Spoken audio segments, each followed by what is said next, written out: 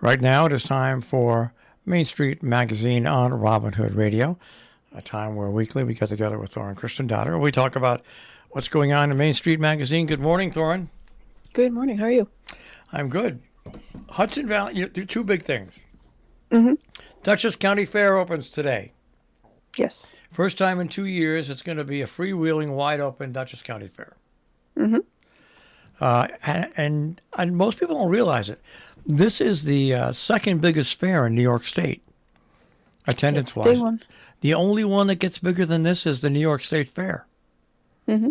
They say over 300,000 people come through the gates at the Dutchess County Fair every year. So it's nice. It's nice to have it back after 2 years, where people can just go and have a good time.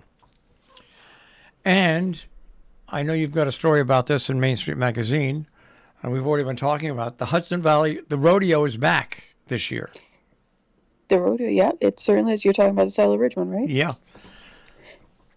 It's second year, and they're shaping up to be, a great event, and they learned a lot last year, and it was a fantastic event last year. So I'm excited to go this year. Yeah, and of course, with the rodeo, there's also a concert and more, and it also benefits the community foundation that has been put together.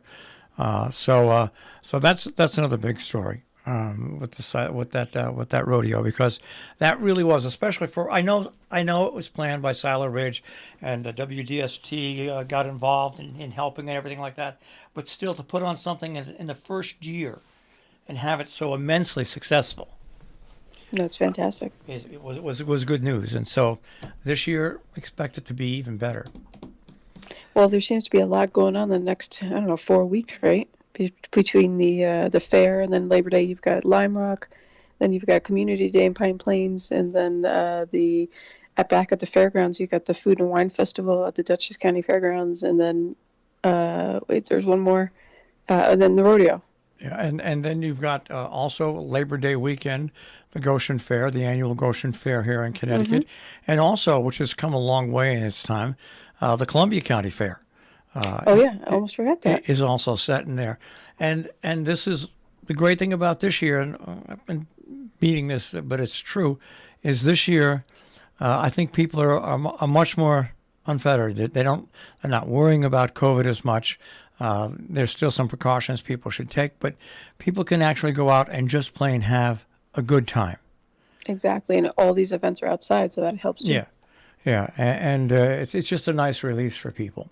All right, now I think I want to talk a little bit about this, mm-hmm. because it's interesting. There's good parts about it and bad parts about it. I think we might have spoke about it a little bit last week, but I want to touch on it again this week, and that is food waste. Mm-hmm. How you get rid of it.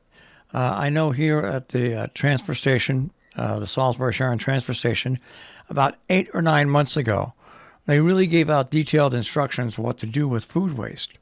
And it is a big problem because I do recycle at my house, and I have 3 bins that I use. One is strictly for food waste, mm-hmm. and it can be anything from leftovers to, if I husk corn husks, anything that has anything to do, even if it's a package that held frozen food, and unless I can clean it out, the cellophane for that goes there because it's got food in it. Another one is for strictly paper, mm-hmm. whether it's corrugated paper and everything. And the other one is for recyclable cans and bottles. Mm-hmm. Now, if I can do it, anybody can do it. And the title of your story is Taking the Waste Out of Food Waste, but it's an important thing because not only is it good for the ecology, but it's now getting expensive for towns to get rid of their garbage. It is. Yeah, Caleb penned this one-page article for us about it, and I forget now exactly what it was, but he references a specific event over there in Connecticut. That's, I think what you're talking about with the transfer station is what kind of prompted him with this idea. But he kind of walks you through, what the problem at hand is, the solution, and some ideas about it. But some people compost, and we have a different article about that, but there's different ways to do that. There's different ways to recycle your food waste, and as you said, divvy up your garbage and put each one in the appropriate recyclable area, whether it just be plain old garbage or food waste or plastics or otherwise. And I don't put my garbage doesn't go out until the morning I leave on garbage day, because the bears are just too hungry. So yes, I keep it someplace in the house that's out of the way, and then on garbage day it goes, and I also bring it to the transfer station occasionally when I have to. But if you leave anything out, if you put it out, if your garbage pickup is on Thursday and you put it out on Wednesday, it's gonna be knocked over. It's just they're hungry and they want to eat, and you're supplying them a drive-through. That's a good way to put drive-through. I like that. I laughed and nearly cried when I saw your story, Time to Go Tubing. Oh, yeah? Years ago, in my second marriage, my wife decided to take her family tubing. Mm-hmm. And I said, well, I got to work. I can't go. Thank God. So they tubed the Housatonic, but the Housatonic was low at the time. They didn't get back home till 7 o'clock at night. Oh, my gosh. Because they had to walk a lot to get to, because the river was so low. I just remember that whenever I see a story on tubing. And I mean, I come from an area where when I lived in Kingston, tubing up from Boyceville and everything like that, it was a huge thing. But this is the time, if you want to go tubing, this is the time to do it. Yeah, Dominique set out. She actually went in end of June and beginning of July. No, end of June, and she lives up in towards Albany actually. So she made a whole trek over there, and it takes you step by step to where she went, how it works, what you have to do, and kind of what she saw along the way. And when I read it and I emailed her back, I'm like, that sounds really fun. And a little bit of an adventure, and to do something a little different. But as long as the river's not low, right? Well, that's the whole thing about being prepared to know about it. Like around here, you can call the tubing folks on Route 7. You can call in advance and see, okay, how's the river?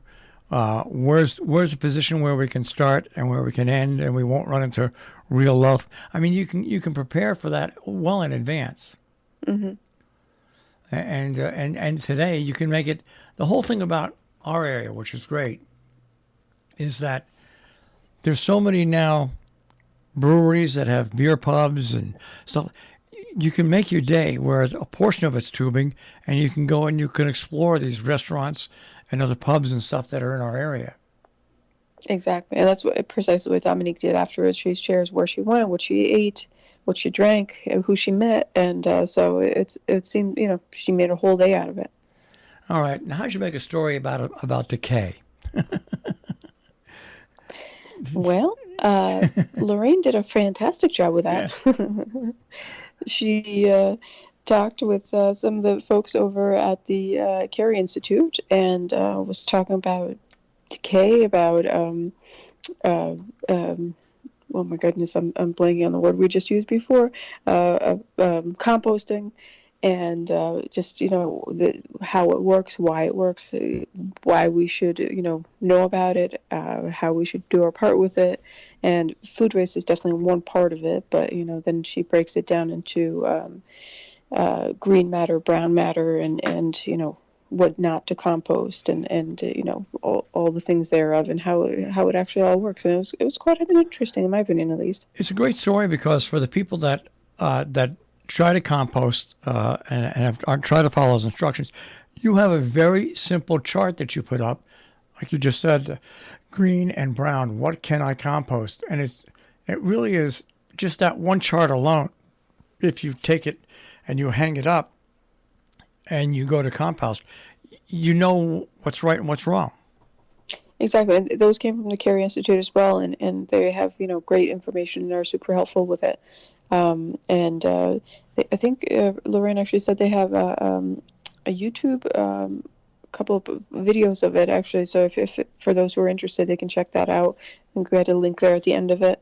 But as you were saying, it's important and to do our part, and everyone can do a little bit of something, and why not separate? I love the thing in the do not compost, and just drives me crazy when people dog and cat poop. That's you don't put that in a compost pile. You don't. I mean, No. it's anti compost and things like onions. You learn because they're so acidic and stuff like that.